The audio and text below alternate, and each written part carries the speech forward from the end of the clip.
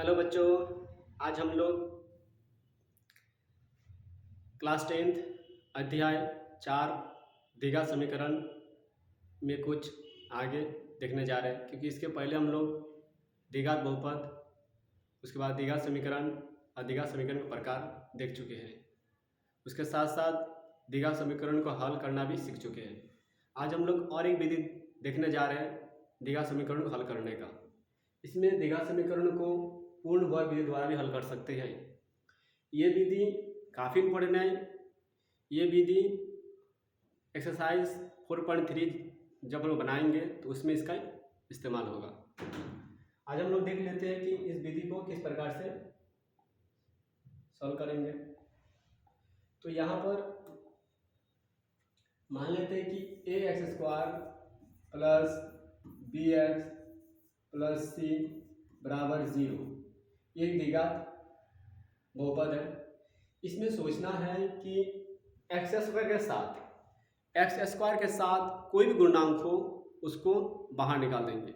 यहाँ पर x² के साथ a लिखा है, अगर a को हम बाहर निकाल देते हैं तो यहाँ पर हम इसको लिख सकते हैं a को अगर बाहर निकालते हैं तो x² प्लस यहाँ पर क्या लिखे कि a से इसमें गुणा करने पर bx आ जाए, तो यहाँ पर हम b बटा a x लिखेंगे, क्योंकि इसको इससे गुणा करेंगे तो a से कट जाएगा। यहाँ पर क्या लिखे कि a से इसमें गुणा करने पर c आ जाए, तो हम c बटा a लिखेंगे बराबर 0। उसके बाद हम देखेंगे कि यहाँ से अगर हम ये मान निकाल दें तो यहाँ पर x² प्लस b बटा a x प्लस c बटा a अब बराबर ये गुना में तो ये आ जाएगा भागा में इस तरफ। इसको हम लिख सकते हैं x² प्लस b बटा a x प्लस c बटा a बराबर 0।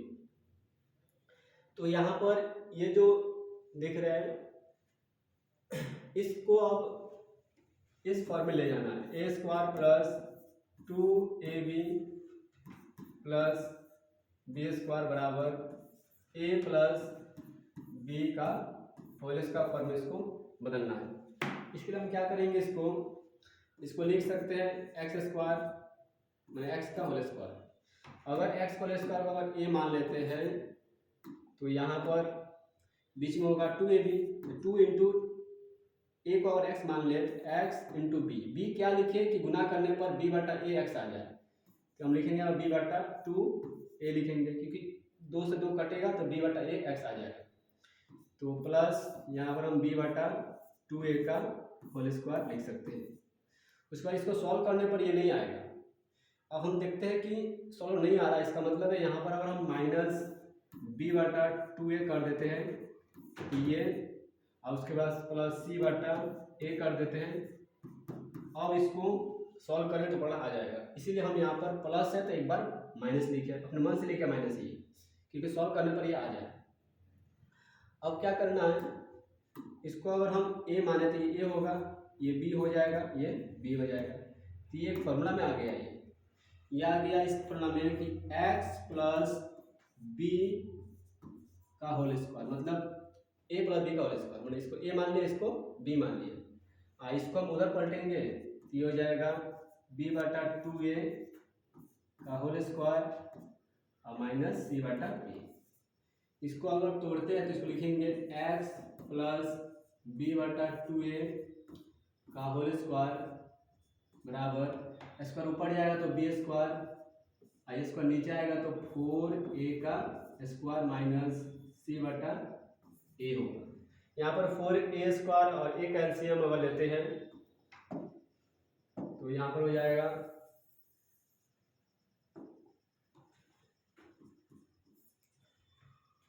x प्लस b बटा 2a का होल स्क्वायर बराबर 4a स्क्वायर अगर लेते हैं एलसीएम तो इसको हम लिख सकते हैं b स्क्वायर माइनस 4ac। उसके बाद यहाँ से अगर स्क्वायर हटाते हैं तो रूट चलेगा उस बगल, तो इसकी जो रूट होगा यहाँ पर ये plus minus root under b square minus 4ac divide 4a²। अब यहाँ पर इस रूट से ये हो जाएगा x plus B divide 2a।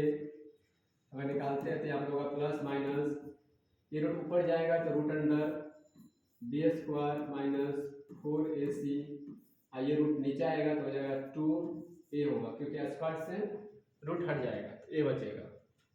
यहाँ से अगर हम x निकालते हैं तो ये माइनस उधर जाएगा तो माइनस b बटा हो जाएगा 2a और plus minus root under b square minus 4ac और डिवाइड 2a।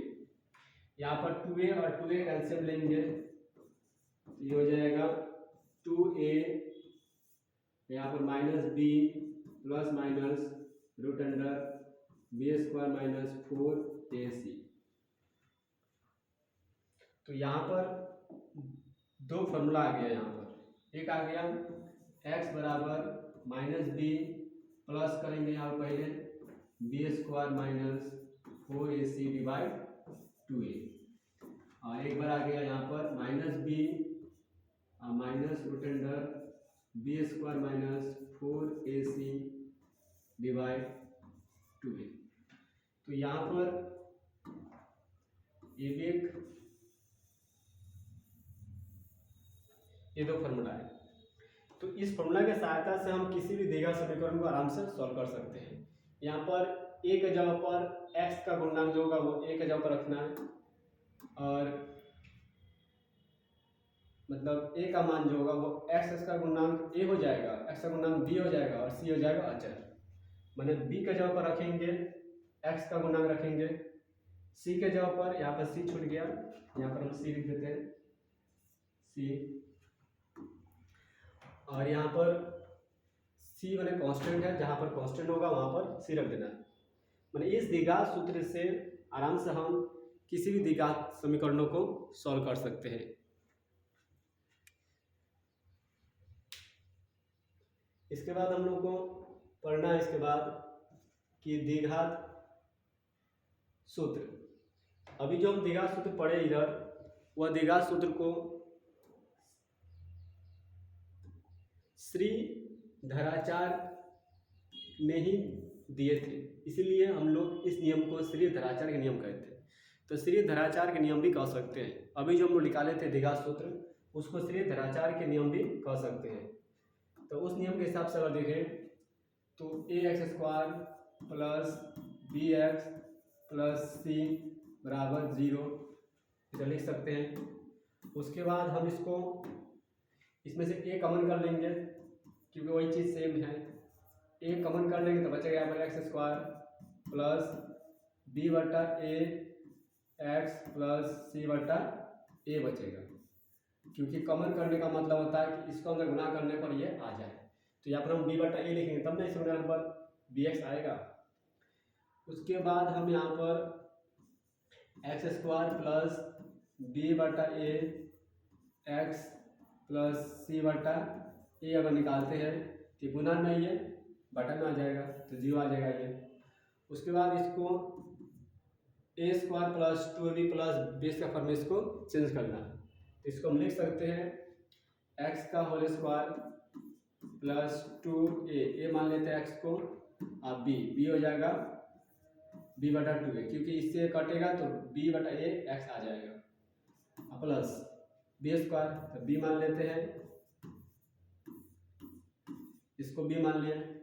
अब यही चीज़ से मेरे को माइनस करना है यहाँ पर, तो माइनस करेंगे तो b बटा 2a का होल स्क्वायर, और इसको हम यहाँ पर लिख सकते हैं c बटा a बराबर 0। अब हम देख रहे हैं कि यहाँ से यहाँ तक एक फॉर्म में आ गया, तो वो हो गया a² plus 2ab plus b²। इसका मतलब है a प्लस b का होल स्क्वायर, मतलब b हो जाएगा b बटा 2a का होल स्क्वायर। इसको उधर पलटेंगे तो ये जाएगा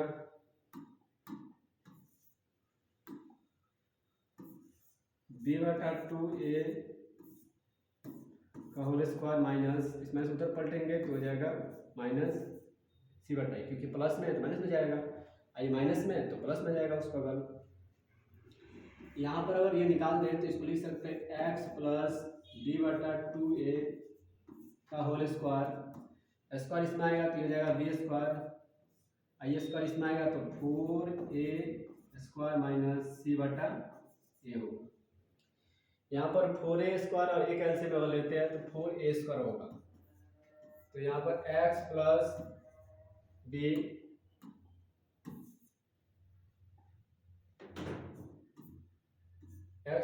बी बटा 2a का होल स्क्वायर बराबर 4a स्क्वायर और एक एलसीएम हो जाएगा 4a स्क्वायर। उसके बाद 4a स्क्वायर कट जाएगा, बचेगा यहाँ पर b स्क्वायर माइनस a से 4a स्क्वायर काटेंगे तो बचेगा 4a और इसको गुना करें ऊपर तो 4ac आएगा यहाँ पर। उसके बाद अगर यहाँ से स्क्वायर हटाते हैं तो x प्लस बी बटा 2a अगर निकालते हैं यहाँ से तो plus minus root under b square minus 4ac divide 4a square होगा। उसके बाद अगर हम यहाँ से x प्लस बी बटा 2a निकाल दें तो ये हो जाएगा रूट अंडर ऊपर जाएगा, इसको हम इसमें लिख दें प्लस माइनस ये रूट ऊपर जाएगा तो root under b square minus 4ac, ये रूट नीचे आएगा तो हो जाएगा 2a। उसके बाद यहाँ से अगर हम निकाल दें x बराबर माइनस बी बटा 2a plus minus root under b square minus 4ac divide 2a। तो यहाँ से हम x निकालेंगे तो हो जाएगा यहाँ पर minus b plus minus root under b square minus 4ac divide 2a। तो इस सूत्र के द्वारा हम किसी भी द्विघात समीकरण को सॉल्व कर सकते हैं और ये सूत्र श्रीधराचार्य ने दिए थे, इसीलिए इस सूत्र को श्रीधराचार्य के नियम कहते हैं। अब यहाँ पर ये चीज़ याद रखना जरूरी है कि इस सूत्र में कि बी स्क्वायर माइनस 4ac को विवेचक कहते हैं, मतलब डिस्क्रिमिनेंट कहते हैं या विवेक्तर कहते हैं। अगर हम बी स्क्वायर 4ac को अगर डी मान लेते हैं तो उस स्थिति में इस द्विघात समीकरण का दो शून्यांक हो जाएगा। एक शून्यांक हो जाएगा minus b plus root under b square minus 4ac divide 2a और एक शून्यांक होगा minus b minus root under b square minus 4ac divide 2a हो सकता है। तो उसको हम देख लेते हैं। यहाँ पर x बराबर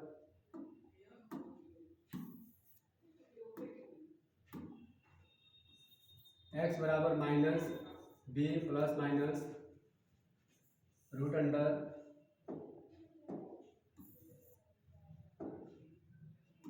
B square minus 4ac divide 2a। तो यहाँ पर अगर हम इसको विवेचक का मतलब होता है विवेचक या विवेक्तर,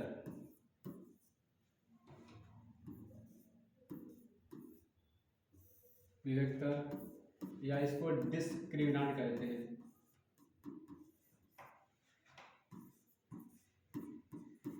इसको हम लोग डी भी कहते हैं। तो डी बराबर हो जाएगा बी स्क्वायर माइनस 4ac। तो इस हिसाब से इसका दो शून्यांक हो जाएगा, एक शून्यांक हो जाएगा, इसको शून्यांक भी कहते हैं।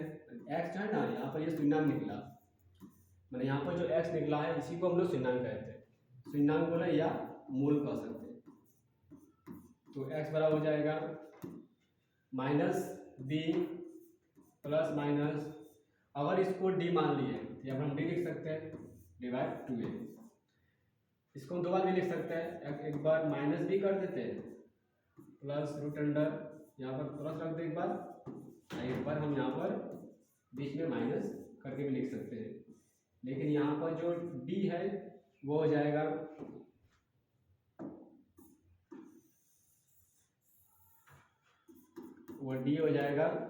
b का माइनस 4ac हो जाएगा।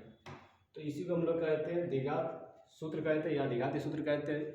जिस द्विघात समीकरणों का गुणनखंड नहीं होता है। उस स्थिति में इस द्विघात सूत्र के द्वारा हम आसानी से क्वेश्चन को सॉल्व कर सकते हैं। इसके बाद हम लोग पढ़ना है कि इसका नेचर होता है कुछ, मैंने प्रकृति, मैंने डी का मान 0 हो तो कैसा होगा, डी का मान 0 से छोटा होगा तो कैसा होगा, अगर डी का मान 0 से बड़ा है तो किस प्रकार का प्रकृति होगा, उसको भी हम लोग देख लेते हैं। तो यहाँ पर देखना है कि यहाँ पर उन लोगों की प्रकृति में कि अगर द्विघात समीकरण में ax² plus bx plus c बराबर 0, यही द्विघात समीकरण है जहाँ a नॉट इक्वल टू 0, तो यहाँ पर जो मूल होगा वह मूल को हम लोग शून्यांक भी कहते हैं या रूट कहते हैं। यहाँ पर जो मूल है उसी को हम लोग शून्यांक भी कह सकते हैं, शून्यांक। तो x बराबर हो जाएगा formula -b plus minus root under b² minus 4ac divide 2a। यहाँ पर जो d है उसको हम लोग कहते हैं विवेचक कहते हैं, तो ये हो जाएगा b² माइनस 4ac, इसको हम लोग विवेचक कहते हैं या विवेक्तर कहते हैं। तो यहाँ पर x बराबर हो जाएगा -b plus root under d divide 2a, और दूसरा हो जाएगा -b minus root da divide 2a। यहाँ पर ये जो पहले वाला है इसको हम लोग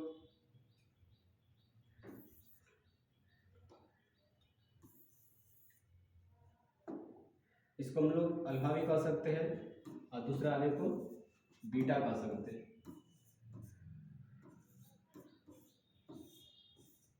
ऐसा भी कह सकते हैं। तो ये अल्फा हो जाएगा, वो बीटा हो जाएगा।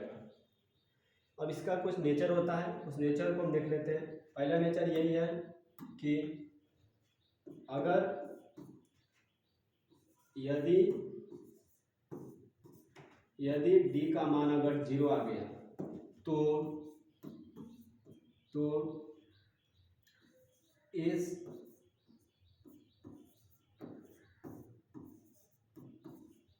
द्विघात समीकरण का दो वास्तविक और असमान हल होगा, समान हल होगा। समान हल इसलिए होगा क्योंकि इसमें d 0 आया, इसलिए समान हल होगा।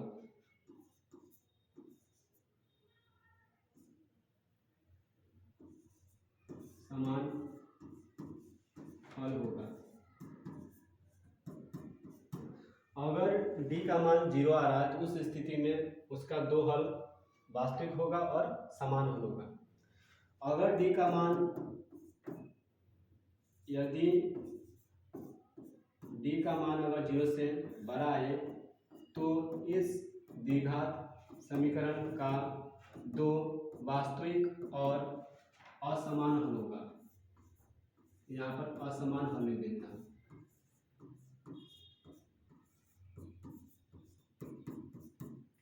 मतलब अगर d का मान 0 से बड़ा है तो उस स्थिति में उस द्विघात समीकरण का दो वास्तविक के साथ साथ असमान हल होगा। इसके बाद अगर d का मान अगर 0 से छोटा आ गया, यदि d का मान 0 से छोटा आ गया तो उस स्थिति में इस द्विघात समीकरण का दो वास्तविक हल नहीं होगा, मतलब उस स्थिति में उस द्विघात समीकरण का हल नहीं होगा। इसका मतलब है हल तभी होगा जब d का मान 0 आए, नहीं तो 0 से बड़ा आए।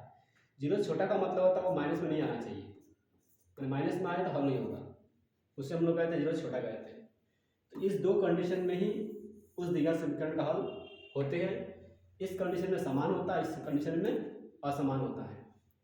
इसका मतलब है डी 0 से बड़ा हो या बराबर हो तभी हल होगा, अन्यथा हल नहीं होगा।